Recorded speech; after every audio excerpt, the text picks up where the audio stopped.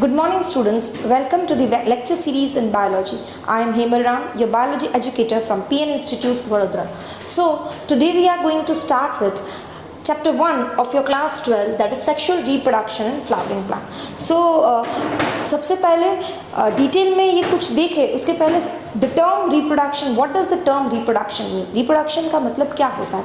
It is a biological process, एक ऐसी biological process कि जिसमें offsprings मतलब आगे जनरेशन बढ़ाने के लिए ये process होती है. So my question is reproduction necessary? It is compulsory? क्या जीने के लिए reproduction चाहिए ही चाहिए? Reproduction के बिना क्या लोग नहीं जी पाते? Of course not. Reproduction के बिना भी लोग जी ही पाते हैं. There are many couples जिसको बच्चे नहीं होते हैं. ऐसे कई सारे animals हैं. For example mule है, वो sterile होता है तो भी वो जी रहा है. तो जीने के लिए ज़रूरी reproduction ऐसा नहीं है, but continuity maintain करने के लिए reproduction है वो ज़रूरी है. वो offspring का आगे जनरेशन है वो बढ़ाता है. फाइन. सो रिप्रोडक्शन है एक बायोलॉजिकल प्रोसेस है जो जनरेशन बढ़ाने के लिए होती है. Now going to type of reproduction. Reproduction के टाइप अगर देखें तो दो टाइप होते हैं. One is sexual and another is asexual reproduction. As you all might be doing asexual reproduction का मतलब जिसमें पार्टनर की ज़रूरत नहीं पड़ती है. ओनली अ सिंगल जो भी पेरेंट है, a single parent itself can reproduce into its daughter cell. But in case of sexual reproduction के केस में हम देखें अगर तो ऑफ कोर्स दो पेरेंट की ज़रूरत पड़ती है जो क्या बनाएंगे, गैमेट्स बनाएंगे. ओके. तो one important process, the formation of gamete बनने की प्रोसेस को हम क्या कहते हैं? Gametogenesis. Gametogenesis is the process of formation of gamete. So दो पार्टनर हो गए, दोनों पार्टनर गैमेट्स बनाएंगे. ये गैमेट के बीच में फ्यूजन होगा. फ्यूजन की प्रोसेस को हम कहते हैं फर्टिलाइजेशन. उसके बाद जाइगोट बनेगा. Zygote will develop into embryo and फिर ये एम्ब्रियो है वो आगे डेवलप होके नया प्लांट या तो नया ऑर्गेनिज्म बना देगा. So we are going to talk only sexual reproduction in this chapter because already आप लोगों ने 11th स्टैंडर्ड में प्लांट रिलेटेड या you can say fungi organism जो लोअर ऑर्गेनिज्म है सेक्सुअली रिप्रोड्यूस करते हैं उसके बारे में you already have studied. Just flowering plant का सेक्सुअल रिप्रोडक्शन हम ये चैप्टर में पढ़ने वाले हैं. So what are flowering plants? A group called angiosperm. Angiosperm जो है वो फ्लावरिंग प्लांट कहलाते हैं. दैट इज उसमें सीड्स होते हैं एंड द सीड्स है they are not naked. Gymnosperm में नेकेड सीड होते हैं बट एंजियोस्पर्म में सीड्स है वो नेकेड नहीं होते हैं. दैट मीन्स इसके जो सीड्स है दे आर एनक्लोज्ड. कहाँ एनक्लोज्ड हो गए? ऑफकोर्स फ्रूट के अंदर हो गए. मतलब हम पूरी प्रोसेस इसमें देखने वाले हैं कि कैसे सीड बनता है, कैसे फ्रूट बनेगा, कैसे फर्टिलाइजेशन होगा एक्सेट्रा.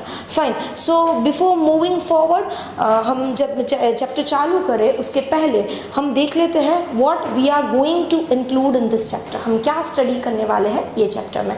सो अगर हमें सेक्सुअल रिप्रोडक्शन की पूरी प्रोसेस पढ़नी है तो we need to divide all processes into three main categories.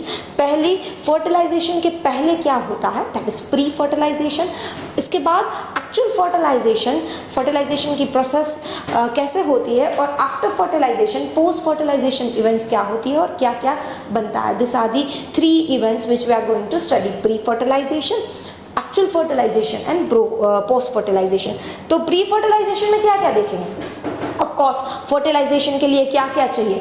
तो फीमेल रिप्रोडक्टिव ऑर्गन चाहिए, मेल रिप्रोडक्टिव ऑर्गन चाहिए. तो सबसे पहले हम female and male reproductive organ का स्ट्रक्चर देखने वाले हैं. उसके बाद हम देखेंगे कि ये mail and female reproductive organs कैसे गैमेट्स बनाता है. फाइन. सो गैमेट कैसे बनता है वो देखेंगे. फ्लावर का structure, male and female reproductive structure, कैसे गैमेट मेल का बनता है फीमेल का बनता है.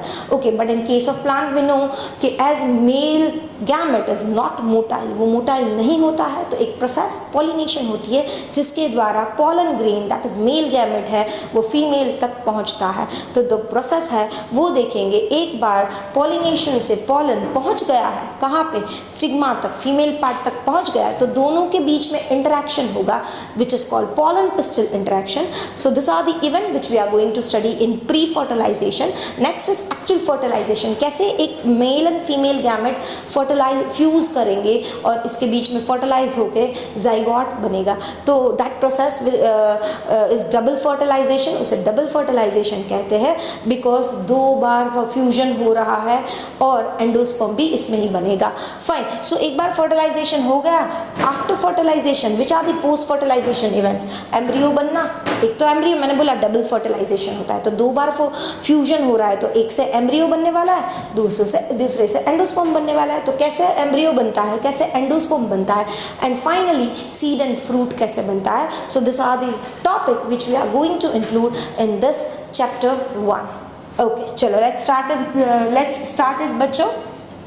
सबसे पहले बेसिक देख लेते हैं. I know you all might be knowing this because आप लोगों ने 11th स्टैंडर्ड में ऑलरेडी पढ़ा होगा, तो भी एक क्विक रिविजन कर लेते हैं. सो सबसे पहले फ्लावर क्या है. Flower you all no it is a reproductive structure in angiosperms. Flowering plant जिसे हम एंजियोस्पर्म कहते हैं, उसका रिप्रोडक्टिव स्ट्रक्चर इज फ्लावर. तो फ्लावर हमें पता है ऑफकोर्स नीचे रूट में प्रेजेंट नहीं है, शूट में ही प्रेजेंट है. तो यू कैन से फ्लावर एक मॉडिफाइड शूट होता है. It is a modified shoot. Fine. So flower के अगर पर्सपेक्टिव देखें तो फ्लावर हम कहीं सारी जगह पे यूज़ करते हैं. सिर्फ एक्चुअली नेचर ने उसको क्यों दिया है कि वो फर्टिलाइजेशन में, यू कैन से पॉलिनेशन में मदद करें. बट हम फ्लावर को अलग अलग पर्सपेक्टिव से देखते हैं. फ्लावर कहाँ कहाँ हम यूज़ कर सकते हैं. ऑफकोर्स इफ अ पोएट के पास एक फ्लावर आ जाए, हमें पता है कितने अट्रैक्ट, हम भी मेस्मराइज हो जाते हैं फ्लावर्स के कलर से, फ्लावर के डिज़ाइन से. तो पोएट को अगर एक फ्लावर दे दो तो वो तो पूरी कविता लिख देगा. Inspirational tool for poet. So flower can act as inspiration tool for poet as well as decorative material के लिए हम सब लोग फ्लावर यूज़ करते हैं. अगर कोई इमोशंस व्यक्त करना हो, जैसे ग्रीफ है या गुड फीलिंग्स है. अब आप तो बच्चे हो, आप लोगों को ज़्यादा पता होगा कि फ्रेंडशिप डे मनाया जाता है तो येलो फ्लावर्स देते. तो अलग अलग फ्लावर्स इमोशंस व्यक्त करने के लिए भी यूज़ होता है. Other than that we know flower में फ्रेगनेंस होती है, तो परफ्यूम्स बनाने के लिए भी काम आता है एंड थेरेपी के लिए भी फ्लावर्स को यूज़ किया जाता है. Fine. So this is the basic structure of flowers. आप देख रहे हो द फ्लावर का structure. The red one I have drawn is petal. तो ये सब पेटल्स हैं. This are petals.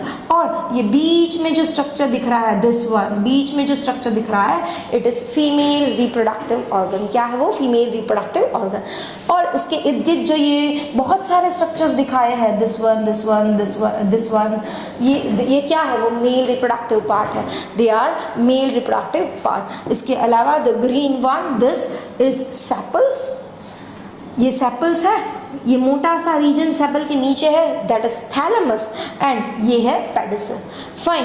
तो female and mail reproductive part का अगर हम डिटेल में स्ट्रक्चर देखें तो फीमेल रिप्रोडक्टिव पार्ट जो है, it is divided into 3 main. Stigma, this part, the upper part is called stigma. Stigma क्या करता है? वो रिसीव करेगा पॉलन ग्रेन को. मतलब जब मेल गैमेट उसके ऊपर स्टिक होगा तो यू कैन से कि स्टिग्मा का काम है मेल गैमेट को रिसीव करना. उसके बाद आप एक स्टॉक जैसा लंबा सा ये स्ट्रक्चर देख रहे हो, दिस वन. यस, ये जो स्ट्रक्चर है उसे हम कहते हैं style. So this is stigma. The stalk like structure is called style. And नीचे से जो बल्ज स्ट्रक्चर है बेसल पार्ट में, it is called ovary. And inside ovary only, ये देख रहे हो आप ये सब, इट इज ओव्यूल. तो ओवरी के अंदर ओव्यूल्स होते हैं. तो this is the structure of female reproductive part, जिसे which consist of stigma, style and ovary. Combinedly इसे हम कहते हैं दिस, ये फीमेल रिप्रोडक्टिव पार्ट है, उसको कंबाइनली कहते हैं कार्पेल या तो pistol. Carpel and pistil is nothing, it is female reproductive organ. Fine. It is also even called megasporangium. Female reproductive part को megasporangium भी कह सकते हैं. Okay. Now moving towards male reproductive part. Male reproductive part आप देख रहे हो, it is divided into 2. This and the पतला सा फिलामेंट जैसा स्ट्रक्चर. तो जो upper part है उसे हम एंथर कहते हैं, एंड पतला सा फिलामेंट जैसा स्ट्रक्चर है, ऑफ कोर्स उसे फिलामेंट कहते हैं. फाइन. तो मेल रिप्रोडक्टिव पार्ट में दो, it is divided into 2 parts, anther and filament. Combinedly mail reproductive part को हम कहते हैं स्टेमन्स। क्या कहते हैं? स्टेमन। Fine, okay. अभी एक और टर्म दिया गया है, मतलब ग्रुप। अगर एक से ज़्यादा स्टेमन्स है, एक से ज़्यादा कार्पल्स है, ऑफ कोर्स पेटल भी ज़्यादा होती है, सेपल भी ज़्यादा है, तो what does the collective term given to all of them are? So the collective term given to sepals, जो ये sepals है ग्रीन वन, उसका collective term एक के बारे में बात कर रहे हैं तो we'll call it sepal, but the collective term given to sepal is calyx. Similarly, the collective term given to petal is corolla. The collective term given to carpels, मतलब फीमेल रिप्रोडक्टिव पार्ट के collective term है, उसे gynoecium कहते हैं. And group of stamens, मतलब mail reproductive part जो होता है उसके ग्रुप को हम एंड्रोशियम कहेंगे. Simple. Calyx, Corolla, gynoecium and androecium. Calyx sepals के लिए, कोरोला पेटल्स के लिए, एंड्रोशियम मेल के लिए एंड गाइनोशियम फीमेल के ग्रुप के लिए होता है. So this was just a quick revision of flower. Next is, अब हम देखने वाले हैं स्टेमन. स्टेमन मतलब मेल रिप्रोडक्टिव पार्ट. अभी मैंने आपको बताया मेल रिप्रोडक्टिव पार्ट जो है it is divided into anther and filament. तो ये जो स्ट्रक्चर देख रहे हो दिस इज एंथर, ये दिस इज एंथर एंड ये जो पतली डंडी जैसा है वो फिलामेंट है. So filament is a stalk like structure जो प्रॉक्सिमल एंड इसे कहते हैं. This is called proximal end इसे डिस्टल एंड कहेंगे. तो प्रॉक्सिमल एंड पे वो किससे कनेक्ट होगा? अभी ही जस्ट हमने स्ट्रक्चर देखा, नीचे की तरफ थैलेमस होता है तो ये थैलेमस से कनेक्ट होता है या तो पेटल से कनेक्ट होगा नीचे की तरफ. प्रॉक्सिमल मतलब उसका नीचे, but this is actually called the proximal and. And ये डिस्टल दूर वाला एंड जो है डिस्टल एंड है एंथर का किसके साथ कनेक्ट, सॉरी फिलामेंट का किसके साथ कनेक्टेड है? एंथर के साथ कनेक्टेड है. ये PYQ आया हुआ है, दिस इज PYQ के प्रॉक्सिमल एंड फिलामेंट का किससे कनेक्ट होता है? It is connected with thalamus और petals while distal end is connected with anther. Fine. So जो एंथर है उसका हमें पता है क्या काम है. एज वो मेल रिप्रोडक्टिव पार्ट है, वो क्या करेगा? वो ऑफ कोर्स मेल गैमेट बनाएगा, पॉलन्स बनेगा. So it is a mail reproductive part. मैंने जैसे बता दिया ये जो एंथर है आप डायग्राम में भी देख रहे हो, एक लोब है, दूसरा लोब है. सो एंथर में दो लोब्स होते हैं. Anther has two lobes and this lobe, ये जो लोब है उसके अंदर भी डिविजन्स होता है. ये जो लोब्स है it has theca inside it. So you can say anther is bilobe structure. Of course yes, because उसमें दो lobes होते हैं. Okay, but ये जो lobes है उसके अंदर भी, हर एक लोब के अंदर भी दो थेका होते हैं. मतलब एक, दो, तीन, चार. तो एक लोब के अंदर दो थेका हुए तो हम एंथर जो होते हैं उसको डाइथेकस कहते हैं, because inside one lobe of anther two theca is present. Fine. So ये मैंने जो ड्रॉ किया है दिस आर थेका. ये थेका रिप्रेजेंट कर रहा है. एंड थेका कितने होते हैं? एक लोब में दो, सो टोटली चार. But why it is called dithecous? Because inside one lobe दो थेका होते हैं. ओके. एंड ये जो थेका है आगे मैं स्ट्रक्चर दिखाती हूँ. ये थेका it is separated by each other. सभी थेका एक दूसरे से सेपरेट होते हैं बाय लॉन्जिट्यूडनल सेक्शन.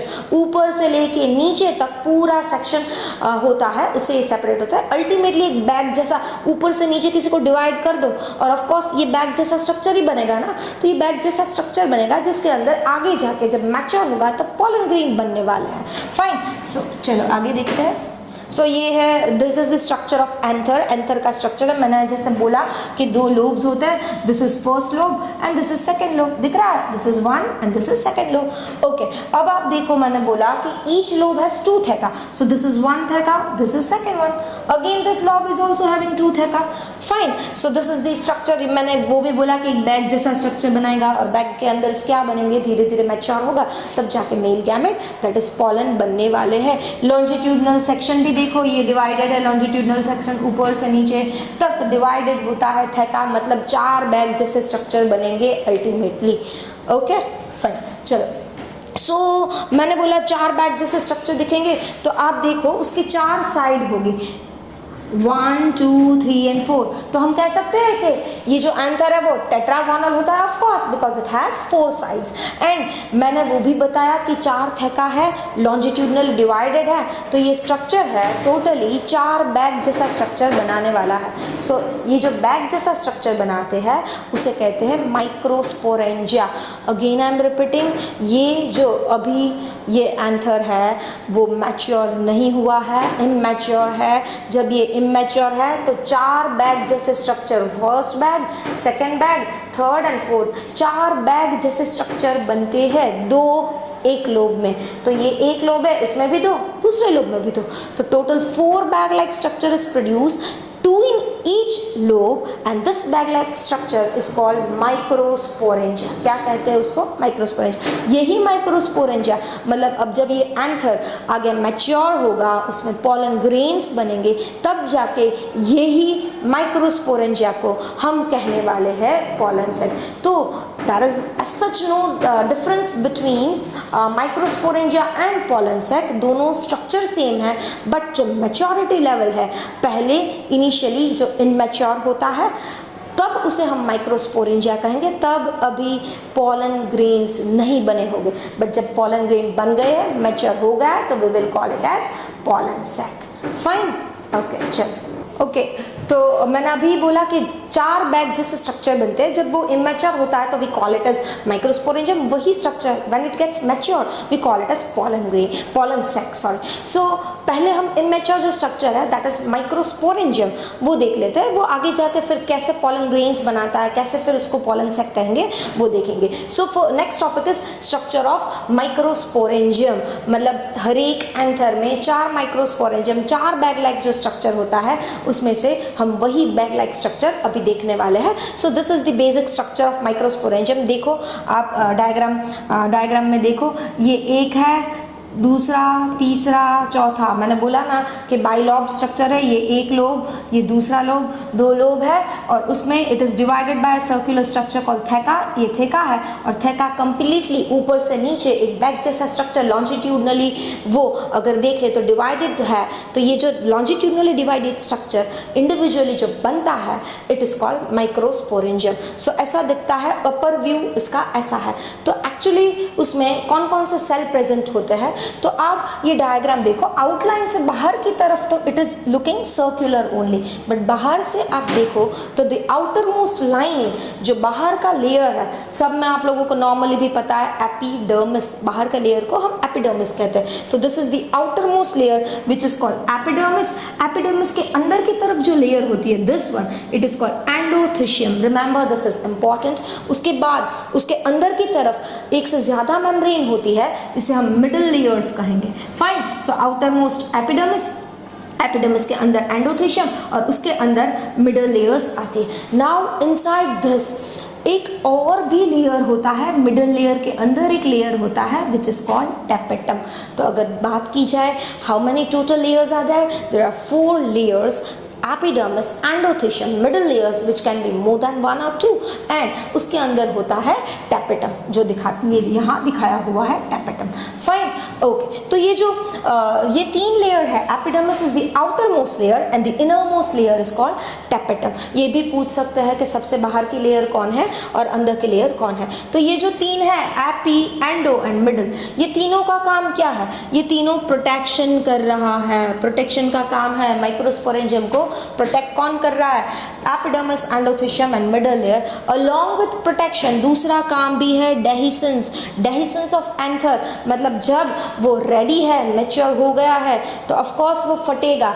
ये फटेगा तब जाके ये पॉलन बाहर की तरफ रिलीज हो पाएंगे, और विंड से या वाटर से और एनी सोर्स, कोई भी सोर्स से वो फीमेल तक पहुंचेंगे, तो ऑफ कोर्स उसे फटना पड़ेगा। तो दिस इज कॉल्ड डेहिसेंस। तो ये 3 लेयर है, उसका एक काम बन गया प्रोटेक्शन और दूसरा बन गया डेहिसेंस। बचा कौन? चौथा, सबसे अंदर वाला कौन? टैपेटम। टैपेटम का एक इंपॉर्टेंट रोल है नरिशमेंट। वो क्या करता है? डेवलपिंग पॉलन, आगे जाके उसके अंदर ये जो सब टिश्यू है ना, यस वही आगे जाके पॉलन बनने वाले। तो पॉलन बनने की प्रोसेस में नरिशमेंट चाहिए, न्यूट्रिशन चाहिए। तो ये नरिशमेंट एंड न्यूट्रिशन कौन देगा? टैपेटम देने वाले हैं। अगर टैपेटम के सेल्स देखो, डायग्राम में भी आप देखो, this is the tapetum layer. तो टैपेटम के अगर सेल देखो तो उसमें साइटोप्लाज्म डेंस होता है। क्यों? क्योंकि वो न्यूट्रिशन प्रोवाइड कर रहा है। तो सब न्यूट्रिशन साइटोप्लाज्म में होगा और यही साइटोप्लाज्म का न्यूट्रिशन डेवलपिंग पॉलन सेल्स को देगा। तो उसका साइटोप्लाज्म डेंस होता है and again this is important, it has more than one nucleus. Generally एक से ज्यादा न्यूक्लियस दिखता है। Why? What is the reason कि एक से ज्यादा न्यूक्लियस क्यों दिखता है? तो मैं बताती हूँ। फॉर एग्जाम्पल ये एक सेल है, टैपेटम का ये एक सेल है, फाइन, जिसका एक न्यूक्लियस है। अभी ये सेल माइटोसिस से डिवाइड कर रहा है बट उसमें कैरियोकाइनेसिस हो गया। You all know what is karyokinesis and cytokinesis. Karyokinesis means nucleus का division and cytokinesis means finally cell का साइटोप्लाज्म भी डिवाइड होकर दो इंडिविजुअल सेल बन जाए। बट जब माइटोसिस हो रहा है तो कैरियोकाइनेसिस हो गया, that means nucleus has been divided but yet cell is not divided. Cell divide नहीं हुआ, साइटोकाइनेसिस नहीं हुआ, इसीलिए इसमें एक से ज्यादा न्यूक्लियस दिखते हैं। Karyokinesis is not followed by cytokinesis. Fine, so is a clear? 4 layers. One layer is outer most layer is AP, उसके अंदर एंडो, उसके अंदर मिडिल लेयर्स। ये तीनों का काम major role is protection as well as it is involve in dehiscence, anther का फटने का। उसके अंदर की तरफ का जो लेयर है इट विल प्रोवाइड नरिशमेंट, जिसके पास डेंस साइटोप्लाज्म है एंड एक से ज़्यादा न्यूक्लियस होता है, वो है टैपेटम। ये क्वेश्चन भी it is very much important, NEET में पूछ सकते हैं। ओके, अभी आप देखो, मैंने बता दिया कि 4 लेयर है, एपी, एंडो, मिडल, टैपेटम। पर अंदर भी कुछ होगा ना भरा, सिर्फ लेयर ही थोड़ी ना हो गए, उसके अंदर भी कुछ होगा। ऑफ कोर्स उसके अंदर जो टिश्यू है, that tissue we will call it as sporogenous tissue. तो you can say sporogenous tissue is protected by और it is surrounded by 4 layers। Fine, तो दिस आर स्पोरोजेनस टिश्यू। ये सब जो है अंदर उसको हम स्पोरोजेनस टिश्यू कहते हैं। एंड आप ये देख रहे हो, this one, middle one, wait a minute, हाँ, this middle circle, yes this, it is called connective. Connective क्या है? वो एक टिश्यू है थैका के बीच में, थैका को इंटरकनेक्ट कर रहा है ऐसा टिश्यू, जिसे हम कनेक्टिव कहते हैं। And it is the site, यही वो साइट है जहाँ से फिलामेंट अटैच होता है। हमने देखा ना कि for example this is anther और नीचे की तरफ फिलामेंट अटैच रहता है, तो ये फिलामेंट अटैच होता है, यही site that is connective. Okay, चलो बच्चों आगे देखते हैं। ओके फाइन, सो अभी हमने microsporangium which is a bag like structure, जो मैंने बोला कि 4 लेयर से प्रोटेक्टेड है, उसके अंदर स्पोरोजेनस टिश्यू होता है, अब उसमें ही पॉलन्स बनने वाले हैं। तो हमें 2 प्रोसेस देखनी है, एक तो माइक्रोस्पोरोजेनेसिस और एक तो गैमेटोजेनेसिस। दोनों में, फीमेल के केस में भी स्पोरोजेनेसिस देखेंगे, गैमेटोजेनेसिस देखेंगे। ओके, सो पहले होता है microsporogenesis. First remember the term micro in botany, wherever the term micro comes, it is related to male and mega is related to female. Fine, तो अभी मैं मेगा स्पोरोजेनेसिस बोलूंगी तो तुरंत ही माइंड में क्लिक होना चाहिए, मेगा आया है तो फीमेल के बारे में बात कर रहे हैं, माइक्रो आया है तो मेल के बारे में बात कर रहे हैं। Fine, and genesis as you all know, formation, किसका फॉर्मेशन? माइक्रोस्पोर का फॉर्मेशन हमें देखना है। तो process of formation of microspore और माइक्रोस्पोरोजेनेसिस नाम से ही पता चल गया, राइट? किसकी प्रोसेस? माइक्रोस्पोर बनने की प्रोसेस को माइक्रोस्पोरोजेनेसिस कहते हैं। फाइन, अभी बनना, माइक्रोस्पोर बनाना है, किसमें से बनेगा? कोई तो ऐसा सेल होगा जिसमें से माइक्रोस्पोर बनेंगे, ऑफ कोर्स। तो वो जो सेल जिसमें से माइक्रोस्पोर बनने वाले हैं, we call it as MMC या तो PMC। ऑफ कोर्स मदर ही प्रोजेनीज डेवलप करती है ना, इसीलिए नाम इसमें रख दिया है मदर सेल। तो क्या है PMC एंड MMC का full form? Pollen mother cell and we are talking about microspore, तो microspore mother cell, pollen mother cell, microspore mother cell, and the third name given is microsporocyte, remember it। और मैंने बोला था कि 4 layer होता है, 1 2 3 and tapetum, उसके अंदर टिश्यू है, we call it this tissue है स्पोरोजेनस टिश्यू।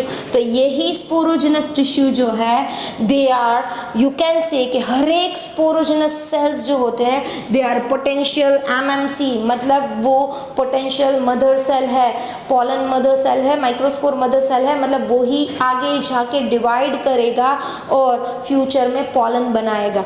तो ये जो MMC है ऑफ कोर्स पोलन बनाना है तो गैमेट क्या होते हैं, गैमेट तो एन होते हैं, you all know gametes are n, दोनों गैमेट फ्यूज होकर जाइगोट बनेगा तब जाके 2n होगा।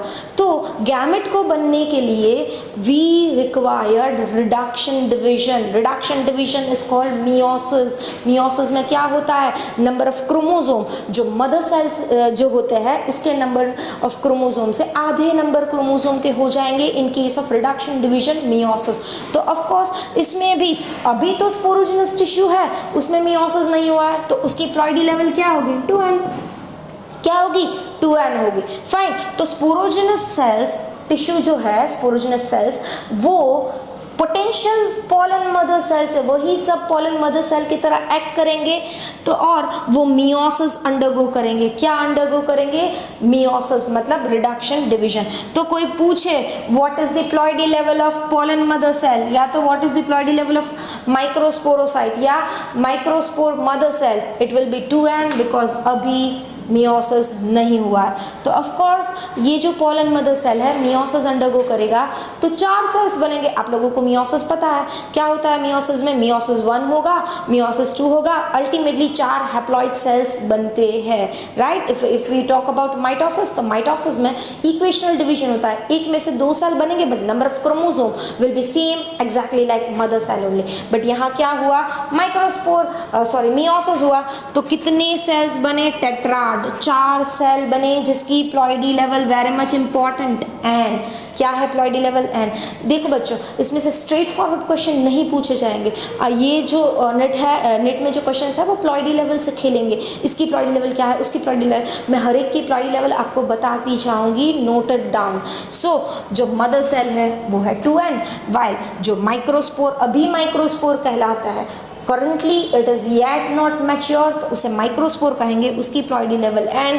वाई मियोसिस हो गया, देखो diagram, this is microspore mother cell जिसे हम पोलन मदर सेल कहते हैं, जिसे हम माइक्रोस्पोरोसाइट कहते हैं, उसकी प्लॉइडी लेवल क्या, 2n। क्यों, क्योंकि अभी तो मियोसिस नहीं हुआ है। क्या हुआ, मियोसिस 1 हुआ, मियोसिस 1 मतलब रिडक्शन डिवीजन, रिडक्शन डिवीजन में नंबर ऑफ क्रोमोसोम आधे ऑलरेडी हो गए तो ये देखो 2 सेल पहले डायड बना, फिर मियोसिस 2 होगा तो 4 सेल बन गए जिसकी प्लॉइडी लेवल n है। This is called microspore tetrad. यही माइक्रोस्पोर टेट्राड जो है, this tetrad will break and will release 4 microspore, मतलब एक सेल में से 4 माइक्रोस्पोर बना, एक मदर सेल, एक पोलन मदर सेल बोलो या माइक्रोस्पोरोसाइट बोलो, एक सेल में से 4 माइक्रोस्पोर्स बने। सोचो स्पोरोजिनस टिश्यू में कितने सारे मदर सेल्स हैं, मैंने बोला कि ऑल जो स्पोरोजिनस सेल्स है they are potential mother cells, तो उसमें से हर एक में से 4 माइक्रोस्पोर बन सकता है। तो सोचो इसीलिए कितने सारे पोलन ग्रेन्स है एक सेक के अंदर हो गए, तो 4 माइक्रोस्पोर बन गए, वही माइक्रोस्पोर आगे जाके मैच्योर होके पोलन ग्रेन बनने वाला है।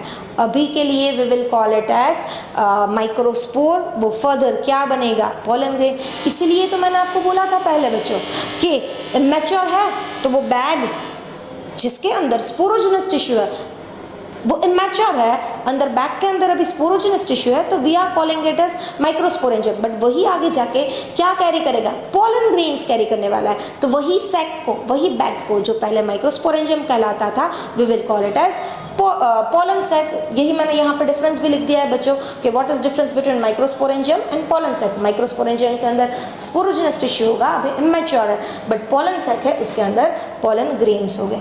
चलो next move forward. Next is pollen grain. अभी मैंने बताया आपको कि माइक्रोस्पोर है, जो टेट्राड 4 माइक्रोस्पोर है उसमें फिर फर्दर डेवलपमेंट होगा और वो पोलन ग्रेन बन जाएगी। तो पोलन ग्रेन कैसे बनेगा, ऑफ कोर्स ये जो 4 टेट्राड है वो ब्रेक हो गए, 4 सेल्स माइक्रोस्पोर रिलीज हुआ और उसमें से फिर properly 2 layer exine intine layer बनेगी, तब जाके हम will call it as pollen grain. So this is the actual structure of pollen grain. दिख रहा है ये जो पोलन ग्रेन का स्ट्रक्चर है उसमें एक आउटर लेयर दिख रही है, this is the outer most layer, उसके अंदर भी एक लेयर होती है।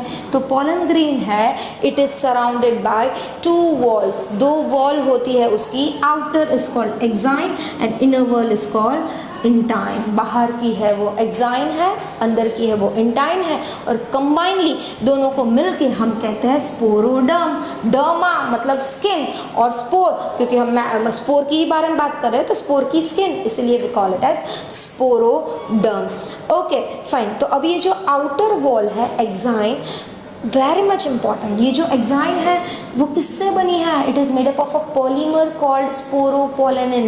किससे बनी है? A polymer called sporopollenin, and this sporopollenin is resistant organic material. Resistant होता है ये, मतलब हाई टेम्परेचर, एसिडिक कंडीशन, कोई भी हार्श कंडीशन को ये टॉलरेट कर लेता है। इवन एंजाइम से डिग्रेड नहीं होता है, it is non degradable by enzymes also. तो ऐसा कह सकते हैं कि ये फॉसिल की तरह एक्ट कर रहा है। क्यों फॉसिल की तरह? बिकॉज इसकी जो ये लेयर है वो किसी से मतलब रेजिस्टेंट है, टेम्परेचर या हार्श कंडीशन को भी टॉलरेट कर सकती है। तो ये आप देख रहे हो डायग्राम, ये जो आउटर मोस्ट लेयर है उसे हम एक्साइन कहते हैं, इनर वन को इंटाइन कहते हैं। तो जो बाहर का लेयर है या तो ऐसे स्मूथ हो सकता है, या तो ऐसे स्मूथ हो सकता है, या तो स्मूथ नहीं होगा, इनफोल्डिंग्स या बाहर की तरफ एजेस निकलते हुए होंगे। तो ये जो स्ट्रक्चर है उसका या तो स्मूथ या तो स्कल्पचर्ड होगा। तो वो एक्चुअली पॉलन के आइडेंटिफिकेशन में काम आता है। जो लोग पॉलन के बारे में स्टडी करते हैं तो वो पॉलन का स्ट्रक्चर देखते हैं, उसका आउटर अपीयरेंस देखते हैं, स्मूथ है कि नहीं है। अगर स्मूथ नहीं है तो हर एक स्पीशीज़ की एक पैक्युलर कैरेक्टरिस्टिक होती है, उसके बेसिस को पॉलन आइडेंटिफाई कर सकते हैं। ये देखो अलग अलग टाइप के पॉलन इसमें दिखाए हुए हैं, अलग अलग साइजेस है, अलग आउटर लेयर है। फाइन।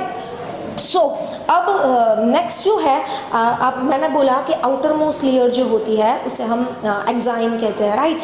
तो एक्साइन क्या? एक्साइन पूरी तरह से कवर्ड है, मतलब पूरे अंदर के लेयर को कवर कर देती है? नो, कहीं कहीं पे, मतलब या तो 1 और 3, या तो एक जगह पे या तो 3 जगह पे ये जो एक्साइन का लेयर है वो नहीं होता, छोटी सी जगह है, अपर्चर जिसे कहते हैं। फॉर एग्जांपल ये मैंने पॉलन ड्रॉ किया है और इसका एक्साइन है, तो यहाँ पे इतनी छोटी सी जगह पे एक्साइन नहीं है, यहाँ पे नहीं है, यहाँ पे नहीं है। ओके, तो एक या तो 3 अपर्चर्स हो गए, 3 ऐसी जगह होगी जहाँ पे एक्साइन प्रेजेंट नहीं होता है, एंड दैट अपर्चर, वो जगह जहाँ पे एक्साइन प्रेजेंट नहीं होता है उसे हम जर्म पोर कहते हैं। Now what is the importance of this germ pore? Germ pore का इंपॉर्टेंस क्या है?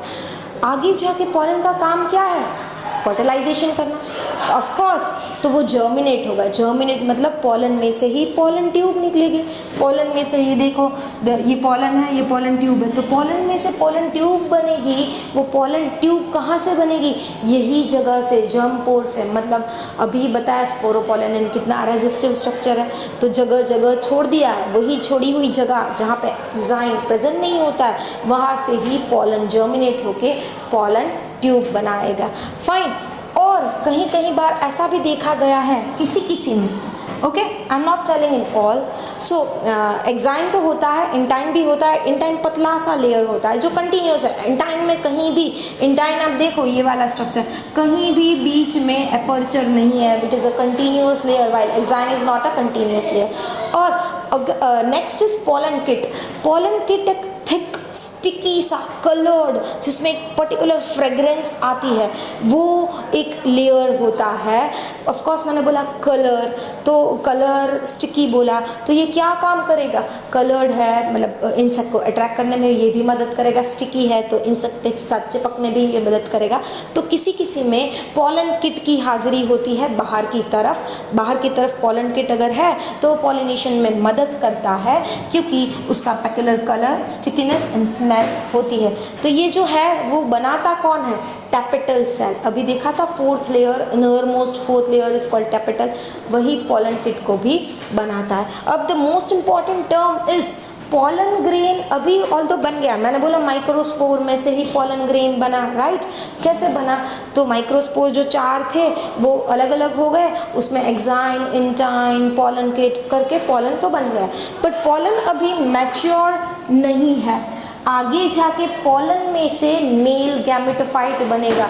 11th स्टैंडर्ड में आप लोगों ने दो टर्म ऑलरेडी पढ़ लिए, स्पोरोफाइट एंड गैमेटोफाइट। तो मेल का जो गैमेटोफाइट है वो पॉलन ग्रेन है, अभी इमैच्योर है, वही आगे जाके मैच्योर होके मेल गैमेटोफाइट बनेगा। दिस इज इम्पॉर्टेंट टर्म, यही सब टर्म से खेलेंगे एमसीक्यू में, जैसे कि एम्ब्रियो सैक को क्या कहते हैं, दूसरा नाम एम्ब्रियो सैक का क्या है, हम फीमेल देखेंगे तब मैं बताऊंगी।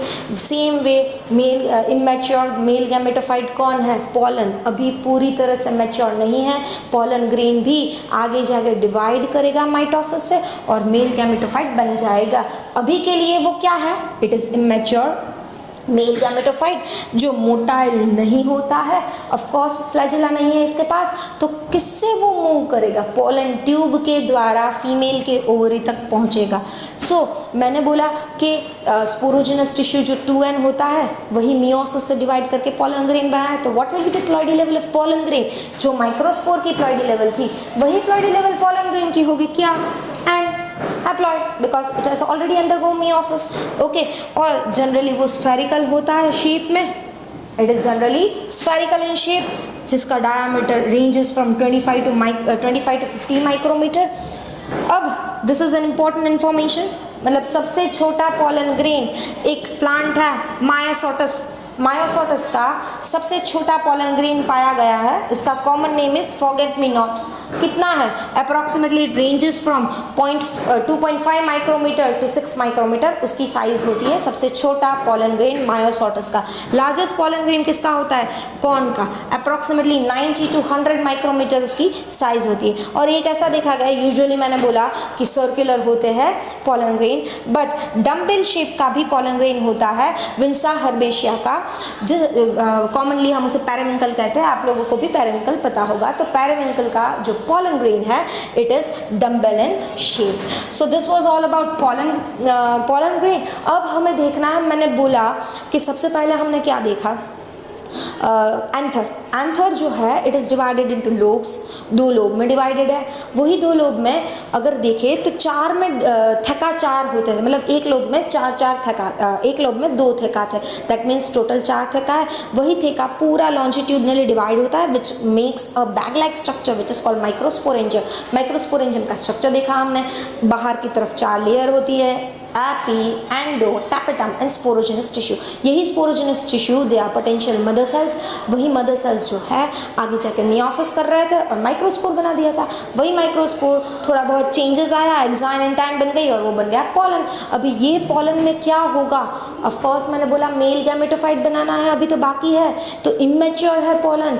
मैच्योर जब पोलन होगा तब जाके मेल गैमेटोफाइट बनेगा। That process is called micro gametogenesis. Meiosis हो गया, अब याद रखना ऑलवेज मियोसिस एक ही बार होता है, दूसरी बार मियोसिस नहीं होगा। किस में हो गया, स्पोरोजेनेसिस में। तो ऑफ कोर्स गैमेटोजेनेसिस में कौन सी प्रोसेस होगी, mitosis. So next topic which we are going to study is micro gametogenesis. नाम से पता चलेगा micro is related to male, gametogenesis gamete का बनना। Fine, so what is microgametogenesis, development of male gametophyte. Male का gametophyte का development की process को हम कहते हैं माइक्रोगैमेटोजेनेसिस। मतलब फाइनली जो पोलन बना था वो इमेच्योर था, अब उसमें से मैच्योर पोलन बनने की प्रोसेस। जो यंग पोलन ग्रेन था हमने उसका स्ट्रक्चर देखा, ये देखो this is young pollen grain. उसके स्ट्रक्चर में सेंट्रली न्यूक्लियस लोकेटेड होता है, सेंट्रली न्यूक्लियस लोकेटेड है और उसका साइटोप्लाज्म डेंस होता है। सो यंग अभी पोलन है जिसमें एक्साइन है, इंटाइन है, सेंट्रली लोकेटेड न्यूक्लियस है एंड डेंस साइटोप्लाज्म होता है। ओके, अब होगा क्या, ये जो प्रोसेस हो रही है मैच्योर इमेच्योर पोलन से मैच्योर होने की, अभी तक की सभी प्रोसेस कहाँ हो रही है, वो बैग लाइक स्ट्रक्चर था माइक्रोस्पोरेंजियम, आगे जाके इसको ही हम पोलन सेक करने वाले वहीं पे ही होती है। तो विच इज़ द साइट कौन सी है जहाँ पे स्पोरोजेनेसिस एंड गैमेटोजेनेसिस होता है, it is bag like structure called microsporangium. Okay, तो होगा क्या हो रहा है गैमेटोजेनेसिस में। गैमेटोजेनेसिस में सबसे पहले पोलन ग्रेन अपने साइज में ग्रो होगा। देखो डायग्राम, साइज बढ़ रही है, यस साइज बढ़ रही है, तो सबसे पहले साइज में ग्रो होगा, फिर वैक्यूल डेवलप होगी। ये देखो डायग्राम में बच्चों, दिस आर वैक्यूल्स, तो साइज बढ़ेगी, वैक्यूल्स बनेगा एंड फिर वो माइटोटिकली डिवाइड करेगा। माइटोटिक इज इक्वेशनल डिवीजन, अभी नंबर ऑफ क्रोमोसोम हाफ नहीं होगा। तो आप ये जो डिवीजन है ना वो इक्वल डिवीजन नहीं है, मतलब एक सेल छोटा बनेगा एक बड़ा सेल बनेगा। ये देखो डिवाइडिंग न्यूक्लियस दिखाया हुआ है, दिस इज द वैक्यूल, ये डिवाइडिंग न्यूक्लियस है। अल्टीमेटली माइटोसिस से 2 सेल बन गए। The larger one, the larger cell is called vegetative cell and the one which is small is called generative cell. नाम से ही पता चलेगा जनरेटिव सेल आगे जाके कुछ जनरेट करने वाला है। वेजिटेटिव सेल मतलब वेजिटेटिव है, रिप्रोडक्शन में तो कोई पार्ट लेने वाला वो नहीं है। फाइन, सो वेजिटेटिव सेल को ट्यूब सेल भी कहते हैं। It is also called tube cell क्योंकि आगे जाके पॉलन ट्यूब जो बनेगी उसमें भी ये मदद करने वाला है। Fine, so again I am repeating, जो चेंजेस आते हैं गैमेटोजेनेसिस में, मतलब मैच्योर गैमेटोफाइट बनने के लिए, उसमें जो पॉलन था वो पॉलन का क्या होगा, सबसे पहले साइज इंक्रीज होगी, मतलब वो ग्रो हो रहा है, वैक्यूल्स बनेगा, फिर वो माइटोटिकली डिवाइड करेगा। माइटोटिक डिवीजन से 2 सेल बनेंगे, एक बड़ा सेल एक छोटा सेल। जो बड़ा सेल है we call it as vegetative cell and जो छोटा सेल है we call it as generative cell. जैसे मैंने बोला जनरेटिव नाम से पता चल रहा है आगे जाके कुछ वो जनरेट करेगा।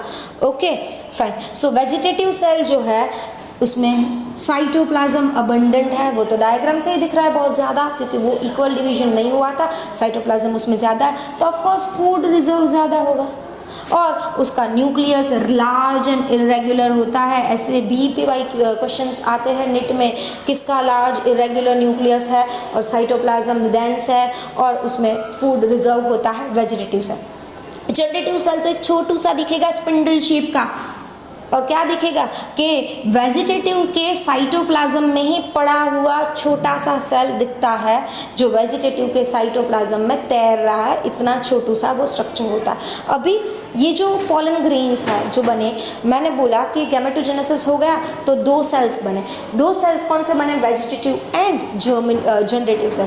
तो 60% ऑफ एंजियोस्पर्म जो होते हैं, रिमेंबर 60% एंजियोस्पर्म में ये स्टेज पे, मतलब 2 cell stage, 2 cell generative and vegetative, 2 cell stage में ही ये पॉलन जो है शेड ऑफ हो जाता है। शेड ऑफ होना मतलब मैंने बोला कि एंथर फटेगा और पॉलन शेड ऑफ हो जाएगा। बट बाकी जो बचा 40% उसमें क्या होता है, बाकी जो बचा 40% उसमें जनरेटिव सेल है वो माइटोटिकली अगेन डिवाइड करेगा और 2 गैमेट्स बनाएगा, you can even call it as sperm. तो जनरेटिव सेल ने कौन सा डिवीजन किया, माइटोसिस, रिमेंबर माइटोसिस। तो कितने सेल बन गए, 3 सेल, 3 में एक सेल होगा वेजिटेटिव सेल, रिमेंबर स्टूडेंट्स, एक सेल होगा वेजिटेटिव सेल और 2 मतलब जनरेटिव एक था उसने 2 बार डिवाइड किया तो 2 गैमेट बने। तो यू कैन से 2 स्पर्म्स एंड 1 वेजिटेटिव सेल है वो बना है। Is it clear? तो ज़्यादातर 60% में तो 2 सेल पे ही शेड ऑफ हो जाता है। ऑफ कोर्स ऐसा नहीं है इसमें स्पर्म्स नहीं बनेंगे, इसमें गैमेट नहीं बनेगा, बनेगा, बट कब बनेगा, जब पॉलिनेशन हो जाएगा, पॉलन ट्यूब बनेगी। तो पॉलन ट्यूब जब बन रही है और वो जब पास हो रहा है फीमेल के तक पहुंच रहा है, तब जाके वो माइटोटिकली डिवाइड करके 2 गैमेट्स बनाएगा। अल्टीमेटली तो बनने ही वाला है, but this is important, 60% angiosperm में जो पॉलन गिरता है वो 2 सेल स्टेज में ही शेड हो जाता है, that is vegetative and generative cell. While in case of other species that is other 40% 3 cell stage में गिरता है, मतलब यहाँ पे ही माइटोसिस हो गया जनरेटिव सेल में से और उसने 2 गैमेट्स बना लिए। तो 3 सेल कौन से, vegetative and 2 gametes that is 2 sperm and 1 vegetative cell. Important है, क्वेश्चन इसमें से भी पूछते हैं। तो डायग्राम एक बार देख लेते हैं बच्चों। चलो, तो ये है माइक्रोस्पोर मदर सेल जिसकी प्रायोरिटी लेवल 2n होती है। उसने मियोसिस 1 किया, मियोसिस 1 एंड 2 अंडरगो करके 4 टेट्राड माइक्रोस्पोर बनाए। माइक्रोस्पोर की प्रायोरिटी लेवल क्या होती है, n। ओके, अभी ये जो n माइक्रोस्पोर बने उसमें से पॉलन बन गया, तो ये पॉलन ने माइटोसिस किया, 2 सेल बने, वेजिटेटिव एंड जनरेटिव सेल।